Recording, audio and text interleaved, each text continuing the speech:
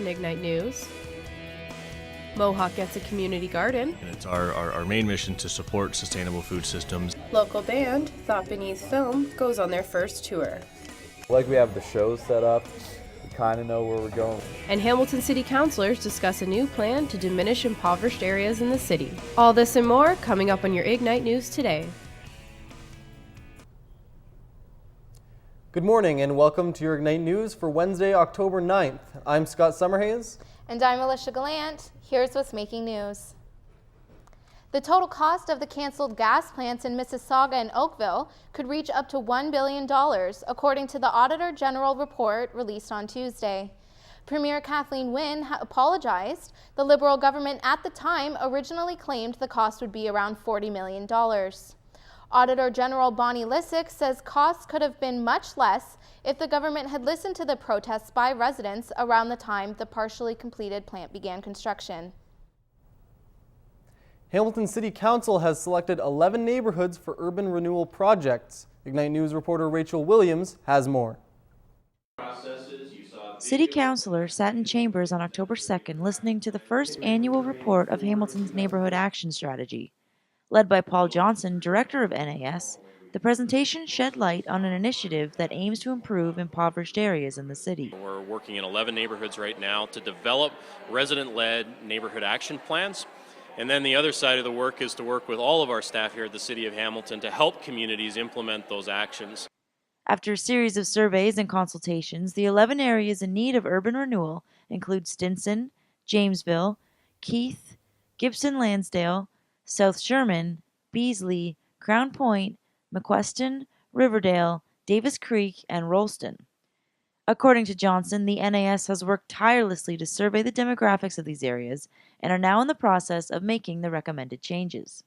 There's about 315 distinct actions, and now we're in the process of implementing them. Some are being implemented by residents on their own, and then others are being implemented with the help of the city, and whether it's through our departments or whether it's through our funding, we're helping to make sure that all our neighborhoods are great places to live, work, play, and learn. The 315 potential actions presented by the NAS include community cleanups, planting gardens, home renovations, summer camps, and redesigning parks. Presenting with the NAS was an expert in urban renewal from Seattle, Jim Tiers. It's wonderful to be in Hamilton, get inspired by what's happening here, and I think in many ways Hamilton's become the leader in Canada for how to get government re-engaged with their communities and to really support community initiatives. City councilors all expressed high hopes for the initiative, but concerns were raised about funding.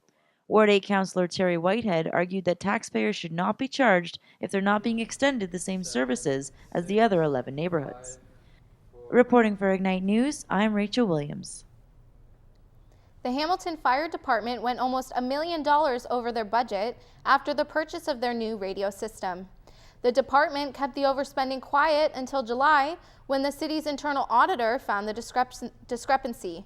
Fire Chief Rob Simmons took over the position 2 years ago and says he didn't know about the discrepancy until May. The project to replace the old analog system has been in place for years, and the city had approved over $23 million for the upgrade. A former LCBO employee who operated a 13-year scam pled guilty to defrauding the provincial liquor agency of almost $3 million. Francois Agostini allegedly began his crimes in 1989 when he began placing discounted orders for diplomats and accepting payments for the liquor. He's also accused of forging order records in order to take products for himself and his family. Agostini was fired in January of last year and has cost the LCBO over $100,000 in taxes because of the fraudulent transactions, although some of the lost money has been repaid. The allegations have not been proven in court as of yet, and his sentencing hearing will take place next year. The burger recall announced last week is being expanded nationally as more brands have been found to possibly contain E. coli. The products of concern in Ontario include President's Choice beef burgers sold at Fortino's, as well as Compliments brand Super 6 beef burgers found at Sobeys, Freshco, and Price Chopper stores. After the original recall, health officials in southwestern Ontario found 3 cases of E. coli that were linked to the Compliments burgers. Anyone who may have eaten these burgers and is now experiencing severe stomach pains and diarrhea is urged to seek medical attention. Mohawk College has a new community garden. Ignite News reporter Brittany Medeiros tells us more. Tomatoes, grapes, and pumpkins are just some of the fresh produce Mohawk College is offering to students. This past June, the shovels went into the ground when Mohawk's Sustainability Office launched an on-campus garden project. Mohawk's Sustainability Manager, Alan Griffith, explains the process of how this garden came to life. The community garden comes out of our environmental management plan. Our ECOS committee, which is a student committee that supports environmental issues on campus, and some faculty in the School of Human Services really started putting their ideas behind what that community garden would look like. And then the sustainability office, in line with those two groups, started laying the groundwork for what a community garden was. Griffith's main goal is to build on Hamilton's growing sustainable food system. And it's our main mission to support sustainable food systems and this growing trend within the city of Hamilton. The Mohawk Community Garden provides a variety of produce for the school to use, like these tomatoes here. Another great aspect of this garden is that the produce grown is used in some of the eating places in the school, like Urban Fork and the Lunchbox. Mohawk's kitchen manager, Greg McLaughlin, seems excited about the amount of fresh ingredients used in their food. At the start of the year, we obviously were able to harvest quite a bit that we grew over the summer. There were a large number of vegetables and some fruits. We actually tried growing cantaloupe melon this summer as well, which was really cool. We also grew a lot of herbs and quite a few different types of hot peppers, so scotch bonnets, jalapenos, banana peppers. We grew the whole gamut in our garden. We made a paste out of all of those hot peppers, and that's what we're using all year to make our suicide sauce for our chicken wings. McLaughlin hopes to redefine the way people think about their food. And it's also good just to refine the way that we grow food, to better understand the way ingredients work, and then also to try and build the farm to fork atmosphere of freshness that we try and strive for in all of our food operations at the MSA. Reporting for Ignite News, I'm Brittany Medeiros.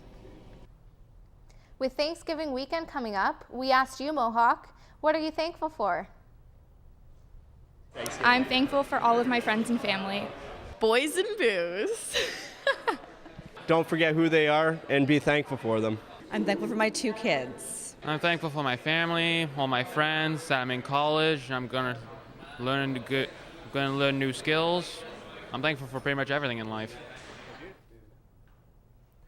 Former Ontario Premier Dalton McGuinty is set to testify at the inquiry into last year's Elliott Lake Mall collapse.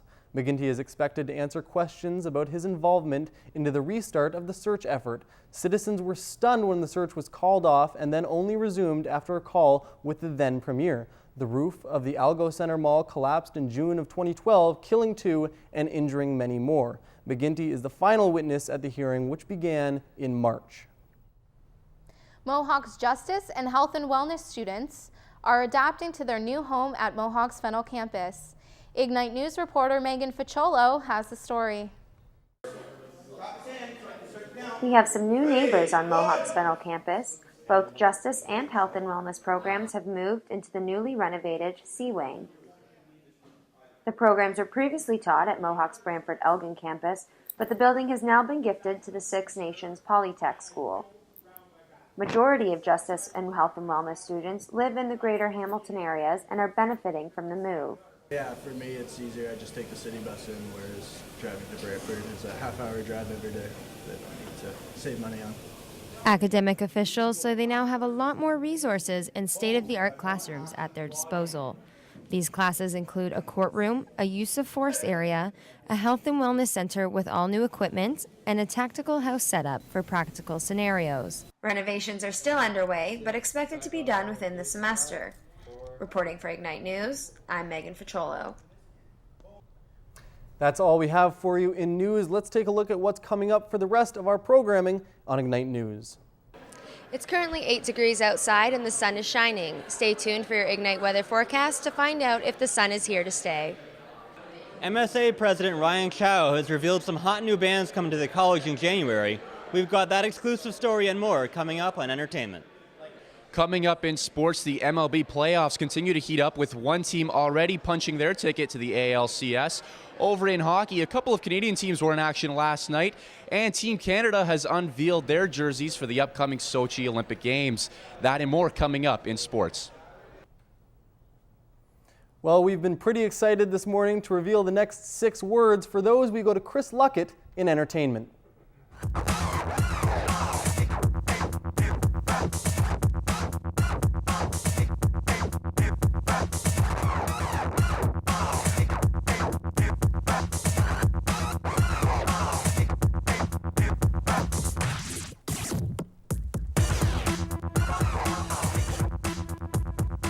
Thanks, Scott. In an exclusive for Ignite News, Mohawk Student Association President Ryan Chow has revealed some upcoming bands coming to the college. Colorado, Tokyo Police Club, and the Sheepdogs will be performing concerts at the Arnie starting in January. More acts will be announced in the coming months. Other upcoming events being held at the school include Friday movie nights and the 2nd annual MSA Gives Back campaign. John Lennon's star on the Hollywood Walk of Fame has been defaced with a Grateful Dead lyric. The line from the Grateful Dead song The Deal was found graffitied onto the star, as well as peace signs, a toadstool, and a smiley face. The star, outside Capitol Records, has since been scrubbed clean and repaired just in time for Lennon's birthday. John Lennon would have turned 73 today. Now, let's check out this week's Tech Talk with James Barlow. Chris, technology is transforming the way instructors teach and students learn.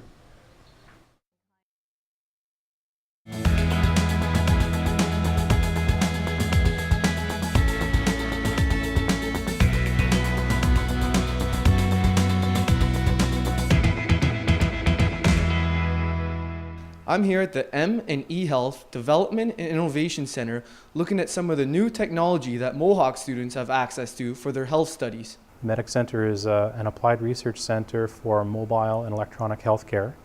It encompasses all the different technologies that we're seeing emerge in the healthcare space, devices and data and apps to move personal health information around. So this is an example of the device I was talking about.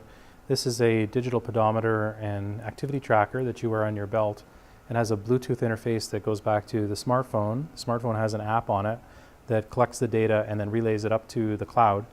And you're able to track your activity through a portal on the web. Let's see what other Mohawk students thought of the Innovation Center. It's really good to see that Mohawk has this funding because it makes our school a better school. Since health and wellness has been funded, it's been growing by leaps and bounds. It's been easier for us. I'm James Barlow from Ignite News, signing off. And Phil Chevron, guitarist for the Celtic punk band The Pogues, has died. Chevron passed away yesterday in Dublin after being treated for head and neck cancer. He was 56. Chevron joined the Pogues in the early 80s and wrote some of their better-known songs like Thousands Are Sailing. Speaking of punk bands, local band Thought Beneath Film recently signed with Maple Music. Ignite Entertainment reporter Neil Reyes spoke with them about the Hamilton music scene. Following the release of their latest single, Cartographers, Thought Beneath Film will be heading across Canada. But before they leave, they join us here at Ignite News. Well, we'll start from the beginning. Thought Beneath Film. Where did you guys come up with the name? It's from an Emily Dickinson poem, actually, and at the end of the day, I don't know, just like what it kind of symbolized, and it's what we're trying to do musically, the whole concept of there being more beneath the surface of something. So on the surface, a lot of people interpret us as being a straight-up pop rock band, but there's a little more there for everyone wants to dig deeper. Mm-hmm. Okay, so you guys are just about to embark on a nationwide tour. What are your thoughts on going out west? Terrified. Yeah, given our poor organization and directional skills, it's kind of nerve-wracking. we actually have very little organized right now. Like, we have the shows set up. We kind of know where we're going. We know that we're going west first, and then we're coming back. I'm guessing the opposite of west is east. Yeah. But yeah, it'll be interesting. I don't know. From what I hear, it'll be cold. How's your experience been out west? Like, have people received your band fairly well? We don't really know. I mean, the response out east was awesome. Actually, we were really surprised. Like when we toured out east, we did like our own tour, like a headline tour. Yeah. And we kind of went expecting 2 people at the shows, but I mean, aside from maybe 1 or 2 of them, I mean, the shows were rammed like just at capacity, which is pretty crazy. In that regard, I don't know. It's kind of more exciting to play those cities because people are just so much more stoked on just seeing a live band. Period. Yes. Yeah. Right on. And you guys are playing the Casbah October 3rd or October 13th. It's at the Casbah Lounge. It's actually my brother Brian, who's the other guitar player in the band. It's his birthday, so It's become somewhat of a tradition the last couple of years that we always have a birthday show. A birthday show at the Casbah Lounge specifically. So it will be tight, it will be sweaty, but it'll be a good time. Awesome. Well, thank you guys very much for joining us. Yep. Now let's take a look at what's happening in and around campus. Here's a look at what's happening on and around campus for the rest of the week. Tomorrow, October 10th, a murder will take place in the Arnie. Of course, just a staged one. The MSA is hosting a James Bond-themed murder mystery dinner. Tickets are $15 and available in the MSA office. And if you're looking to kickstart your job search, the Goodwill Center will be hosting a free seminar Friday from 9:30 a.m. to 3:30 p.m. Also, catch Friday's flick, The Conjuring in the Arnie, October 11th. From 12 to 2 p.m. I'm Megan Petrolo, and that is your community calendar for Wednesday, October 9th. And that's a wrap for your entertainment. Time to pass it over to Dimitri with sports.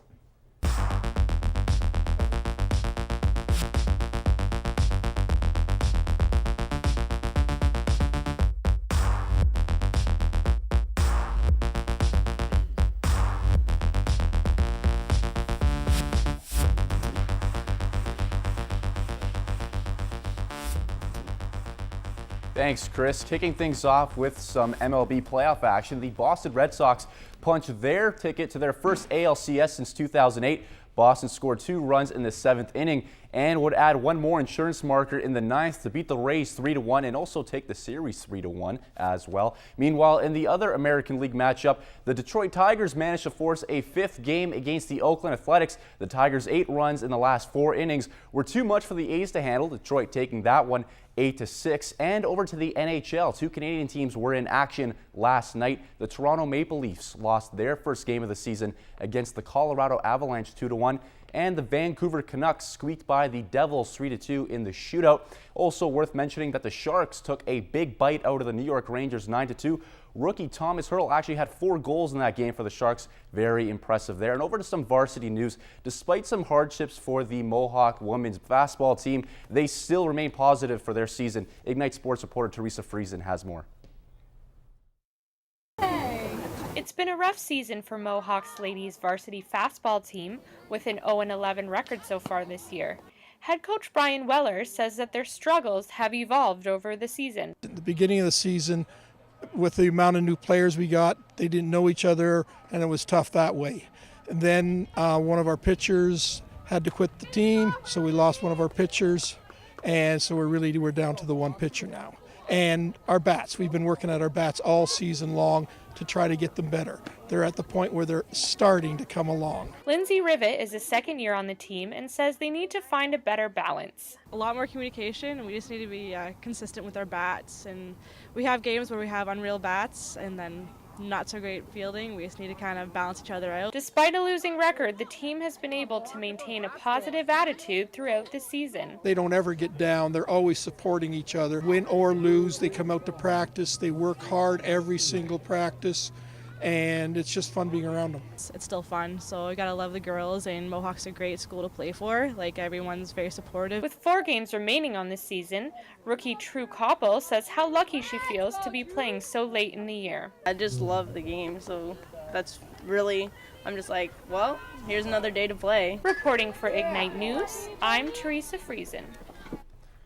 Good stuff. And back to hockey. Reviews are out after Hockey Canada officially released its new jerseys yesterday, and they're pretty mixed with high expectations into Sochi 2014. Team Canada and Nike have teamed up and released their new sweaters. The home and away jerseys are the traditional red and white seen in years past, but it is the black third jersey that has been turning heads. And sticking with hockey, the Hamilton Bulldogs are gearing up for their season opener this Friday when they host the St. John's Ice Caps. I recently had the chance to visit the Bulldogs training camp and get the players' thoughts on the upcoming year. The Hamilton Bulldogs training camp is underway, and with the regular season just around the corner, players are looking to make lasting impressions on the Bulldogs coaching staff. There has been no shortage of physical play at training camp, and that's something that Bulldogs defenseman Morgan Ellis encourages. You got to be a physical team. That's that's the NHL and AHL now, so it makes it a lot tougher to play against. And if we're going to be physical, it's going to be good. After scoring the fewest amount of goals in the American Hockey League last season and finishing dead last in the overall league standings, players now have an added year of adversity and experience to look back on. Goaltender Dustin Tokarski is one of those returning players to the Bulldogs this season. Tokarski discussed what he expects from himself as the starting netminder.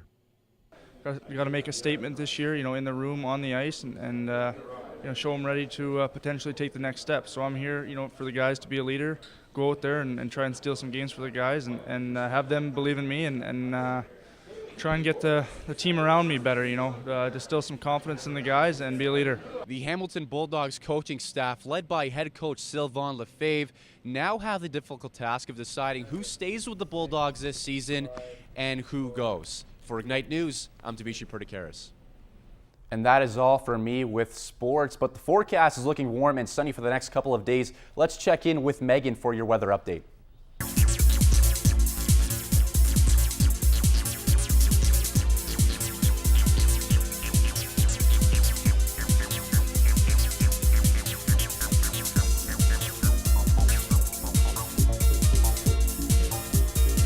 Thanks, Dimitri.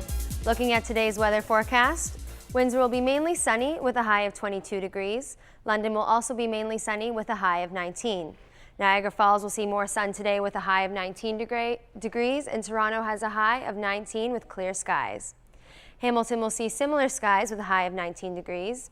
And taking a look at the next 24 hours in Hamilton, this evening is looking to be clear and 11 degrees. Overnight, we'll have some fog patches with a low of 5 degrees, and tomorrow morning the fog will carry over and it will be 5 degrees. Taking a look into the 5-day forecast, tomorrow will be mainly sunny with a high of 19 degrees. Friday will see lots of sun and have a high of 20 degrees, and Saturday will see even more sun and will get up to 21 degrees. The rest of your Thanksgiving weekend will be partly cloudy with a 30% chance of showers and highs of 18 degrees. That's it for me with weather. Let's pass it back to Scott and Alicia. The father and son team volunteers their time coaching Mohawk's women's soccer team. Let's check in with Meg Hart and Max Stronach to hear their story.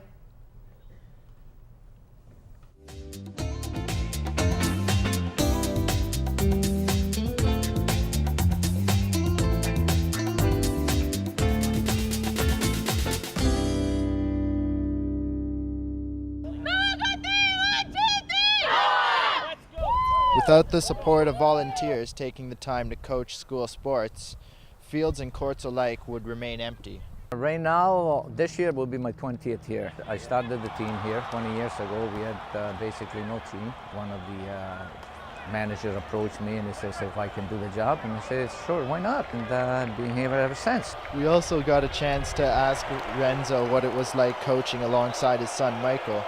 Well, it's not difficult, but we have our own methods and we have our own opinions. We argue a lot, no doubt about it. We seem to get along. Michael's been with me for 12 years, so he's been here for a long time. Coach Renzo wasn't the only one who thought it was a unique experience to coach alongside his son. We asked one of his players what it was like playing for a father and son. It's interesting in the sense that the age group is completely different soccer that they played. So one of them tells you one thing, the other tells you another. So you kind of have to pick and choose which you would think is good as well, but they have a good dynamic together. Two passionate coaches, two volunteers sharing one common goal, to coach a successful soccer team. For Mohawk News, I'm Max Stronach.